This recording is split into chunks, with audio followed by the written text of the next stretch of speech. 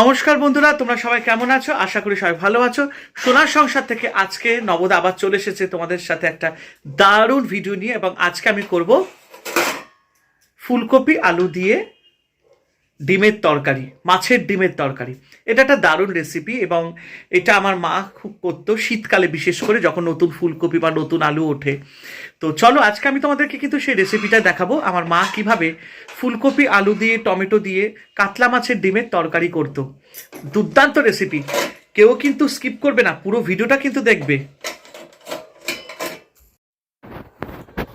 তো দেখো বন্ধুরা, এখানে আমি কাতলা মাছের ডিমটা ভালো করে ধুয়ে পিস পিস করে কেটে নুন হলুদ দিয়ে মেখে রেখেছি। সাথে আছে পাঁচফোড়ন আর শুকনো লঙ্কা, আর এটার মধ্যে আছে আদা গুঁড়ো, লঙ্কার গুঁড়ো, হলুদ গুঁড়ো, জিরে গুঁড়ো, পাঁচফোড়ন মশলার গুঁড়ো আর কাঁচা লঙ্কা। ভালো করে মিশ্রণ করে রেখেছি মশলাটা। আর তার সাথে আছে কড়াইশুঁটি, টমেটো আমি 4 ফালা করে নিয়েছি কি একটাকে, আর আলুটাকে ডুমো ডুমো করে কেটেছি, ফুলকপিটাকে ডুমো ডুমো করে কেটে ভালো করে ধুয়ে নুন হলুদ দিয়ে মেখে রেখেছি। তো চলো এবার আমরা রান্নাটা শুরু করা যাক। তো দেখতে পাচ্ছ বন্ধুরা, কড়াইতে আমি কিন্তু তেল গরম করতে দিয়ে দিয়েছি। তেলটা কিন্তু গরম হচ্ছে। আর এরপর আমি দাঁড়াও, হাতাটা না আগে আমি একটুখানি ভালো করে পুছে নিই। জল জল হলে না একদম টস করে একদম আমার গায়ে ছিটকাবে।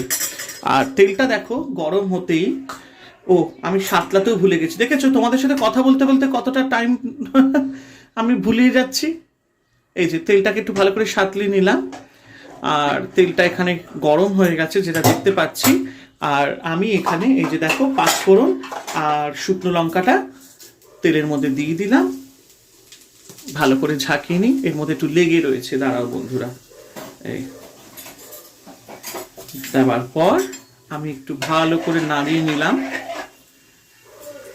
ঠিক আছে, অনেকটাই গরম হয়ে গেছে।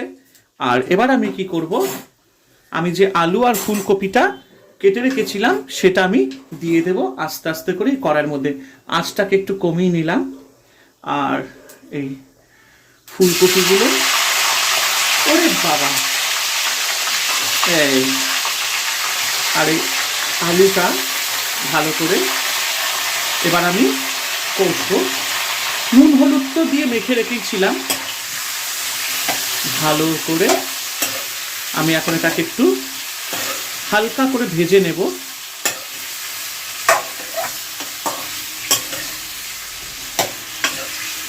দেখতেই পাচ্ছ, ভালো করে ফুলকপিটা আর আলুটা একটু লাল লাল করে ভেজে নিতে হবে। ততক্ষণ তোমরা সঙ্গে থাকো, দেখতে থাকো। তো দেখতে পাচ্ছ বন্ধুরা, আলু আর ফুলকপিটা খুব সুন্দরভাবে বেশ ভাজা হয়েছে, হালকা হালকা। ঠিক আছে, একটু বেশ গোল্ডেন ব্রাউন কালার হয়েছে। এবার আমি কি করব, এর মধ্যে আমি টমেটোটা দিয়ে দেব। টমেটোটা এবার আলু ফুলকপির সাথে একটু সাতলাতে দেব। আর তার সাথে কি করব, আমি এর মধ্যে একটুখানি নুন দেব, সামান্য নুন। কোথায় গেল দেখেছো, আমি নুনটা খুঁজে পাচ্ছি না। এই দেখো, চোখের সামনে থাকে কিন্তু খুঁজে পাই না নুন। এটা মাঝে মাঝে আমার হয়ে যায় রান্না করতে করতে। এই যে একটু নুন দিয়ে দিলাম সামান্য, কারণ মশলাতেও নুন দেওয়া আছে, ফুলকপিতে সবেতে নুন দেওয়া আছে।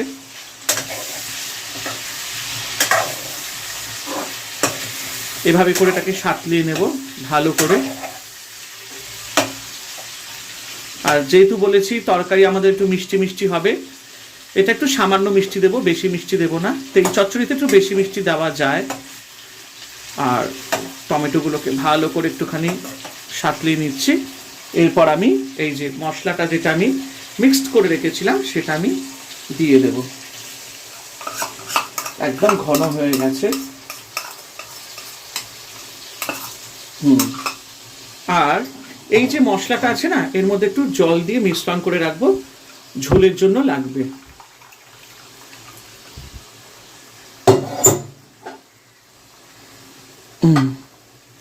আর মশলাটা 2 মিনিট একটুখানি আমি সাতলাবো, কারণ যতক্ষণ না কষবে মশলাটা ততক্ষণ তাহলে টেস্ট হবে না।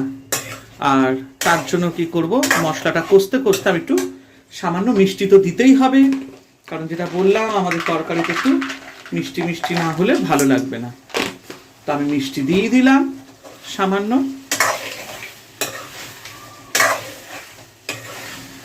কালারটা খুব সুন্দর হয়েছে, একটা দারুণ গন্ধ এসছে, দেখতেই পাচ্ছ।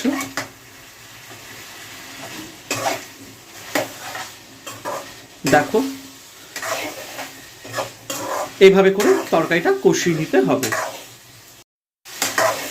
তো দেখো বন্ধুরা, তরকারিটা দারুণ কষেছে আর কালারটা কি হয়েছে, ফাইন একদম। এবার আমরা কি করব, এই কড়াইশুঁটিটা দিয়ে দেব, আর তার সাথে এই যে জলটা আমরা রেখেছিলাম মশলা মিক্সড করা, এই ঝোলের জন্য দিয়ে দেব। মাছের ডিমটা কিন্তু এখনো দেবো না, এটা একটা আলাদা ট্রিক্স আছে, তোমাদেরকে আমি দেখাবো। এবার আমি ভালো করে, এবার টমেটোটা একটুখানি ভালো করে মজবে। এবার আমি এটাকে ঢাকা দিয়ে দেব 5 থেকে 7 মিনিটের জন্য। অ্যাটলিস্ট 4-5 মিনিট তো ঢাকা রাখতেই হবে। দাঁড়াও, আর এই শিলনোড়াটা দিয়ে দিলাম, আঁচটাকে একটু কমিয়ে দেব। তো চলো তোমাদের সাথে আবার দেখাবে 4 থেকে 5 মিনিট পর। তো দেখো বন্ধুরা, এখন আমি 4 মিনিট পরেই আসলাম, বেশি দেরি করলাম না। এবার আমি শিলনোড়াটাকে একটু নামিয়ে থালাটাকে, বাহ খুব সুন্দর একটা টেক্সচার এসছে আর বেশ ভালো কালারটা হয়েছে। এবার আমি মাছের ডিমটাকে দেব। তো এবার দেখো আমি মাছের ডিমটা দেব। তো এখানে একটা ট্রিক্স আছে, দেখো সাধারণত তোমরা যখন তরকারি করো ডিমটাকে ভেজে নাও, তাই না? আমি ডিমটাকে ভাজবো না, এটা আমার মা করতো, এটা খেতে খুব টেস্ট হয়, এটা তোমরা বাড়িতেও করবে। ডিমগুলোকে না বয়েল করতে দিই আমরা এরকম তরকারির সাথে, এটাকে নাড়বও না। এতে কি হয়, ডিমটা নরম হয়, খেতে খুব টেস্ট হয়। ভাজা হলে অনেক সময় ডিমটা খুব শক্ত হয়ে যায়, আর এরকম করে যদি আমি দিয়ে রাখি, আর ডিমটা কি একটু নরম থাকে আর বেশ সেদ্ধ হয় তরকারির সাথে, আর খেতে অপূর্ব লাগে। তোমরা বাড়িতে এরকম ডিমের তরকারি করে কিন্তু খেয়ে দেখো। এটাকে বলা হয় কাঁচা ডিমের তরকারি, মানে কাঁচা রান্না, ডিমের কাঁচা রান্না। অনেকে আছে গন্ধ লাগে বলে একটু ভেজে নেয়, কিন্তু আমরা ভাজি না। তো এরকম করেও যদি কাঁচা ডিমের তরকারি করে আপনারা খেতে পারেন, এটা কিন্তু খুব টেস্ট হয়। বিশেষ করে আমাদের বাড়িতে মাছ একটু কাঁচা রান্না হয়, ডিম কাঁচা রান্না হয়, তো আমাদের বেশ ভালোই লাগে। এবার আমরা এটাকে নাড়াবো না, কি করব, এভাবে চাপিয়ে দিয়ে থালাটা দিয়ে আরো 2 থেকে 3 মিনিট ঢাকা দিয়ে রাখবো। তারপরে আমি আবার তোমাদের সাথে এসে দেখাবো তরকারিটা কিরকম হলো। তো বন্ধুরা, আমি আবার 3 মিনিট পর চলে আসলাম। তো চলো দেখা যাক তরকারিটা কেমন হয়েছে। আমার কিন্তু মন একদম, ওফ কি বলবো, খুব এই দেখো কি সুন্দর ডিমগুলো দেখতে পাচ্ছ, একদম বয়েল হয়ে গেছে। এতে কি হয়, আমি যদি নাড়াতাম তখন ডিমটা দিয়ে ভেঙে যেত, আর এটাতে কি হবে, ডিমটা একদম চাকা চাকা রয়ে গেছে। ডিমটা কিন্তু একদম চাকা চাকা রয়ে গেছে, আর ডিমটা ভাঙবেও না। তো দেখতে পেলে কি করে আমরা মাছের কাঁচা ডিম রান্না করি, আর কি সুন্দর গোটা গোটা হয়ে গেছে। এবার তুমি যতই নাড়াও ডিম আর ভাঙবে না। তো এইভাবেই তোমরা ডিমের তরকারি করবে বাড়িতে, দেখবে খুব সুন্দর টেস্ট হয় খেতে। আর ডিমগুলো দেখো একদম কাঁচা হয়ে রয়ে গেছে, এই কাঁচা বলছে, একদম চাকা চাকা রয়ে গেছে, ডিম আর ভাঙবে না। তো এটা একটা সুন্দর টিপস তোমাদের জন্য, যারা যারা এরকম কাঁচা ডিম রান্না করে খেতে চাও মাছের। ঠিক আছে, আমি এটাকে আটটু সাতলাবো, তারপরে নামাবো। তো ততক্ষণ তোমরা সঙ্গে থাকো, দেখতে থাকো নবদার রান্নাঘরের সাথে। তো বন্ধুরা, আরো 2 মিনিট আমি সাঁতলে নিয়েছিলাম। তো আমার তরকারি পুরো রেডি, আর দেখতেই পাচ্ছ খুব সুন্দর হয়েছে তরকারিটা। ফাটাফাটি একদম কষেছে, কষা কষা, বেশ ঝাল ঝাল।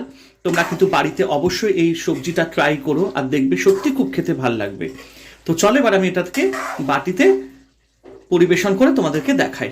সঙ্গে থাকো, দেখতে থাকো সোনার সংসারে নবদার রান্নাঘরে।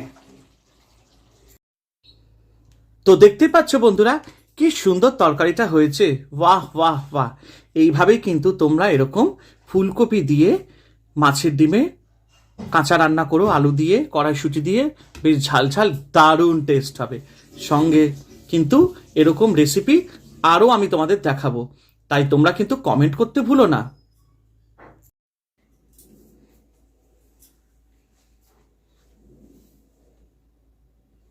তো বন্ধুরা, কেমন লাগলো তোমাদের এই রেসিপি? অবশ্যই ভালো লাগবে। তাই সোনার সংসারকে কিন্তু এভাবে ভালোবাসা দিও, সাবস্ক্রাইব করো এবং শেয়ার করো। পাশে থাকা বেল আইকনটি অবশ্যই কিন্তু প্রেস করে দিও, যাতে তোমাদের সোনার সংসার থেকে তোমাদের নবদা কিন্তু তার রান্নাঘর থেকে সুন্দর সুন্দর এরকম আরো রেসিপি দেখাবে। দেখেছো, এখন থেকে কিন্তু কাশি এসে গেছে, মানে আমার কিন্তু খেতে খুব ইচ্ছে করছে। তাই যার যার এই রেসিপিটা ভালো লেগেছে অবশ্যই সোনার সংসারে এই ভিডিওর কমেন্ট বক্সে কিন্তু তোমাদের একদম কমেন্ট করে ভরিয়ে দাও। এরকমই সোনার সংসারকে ভালোবাসা দিও এবং ভালোবাসা নিতে থেকো। সবাই ভালো থেকো।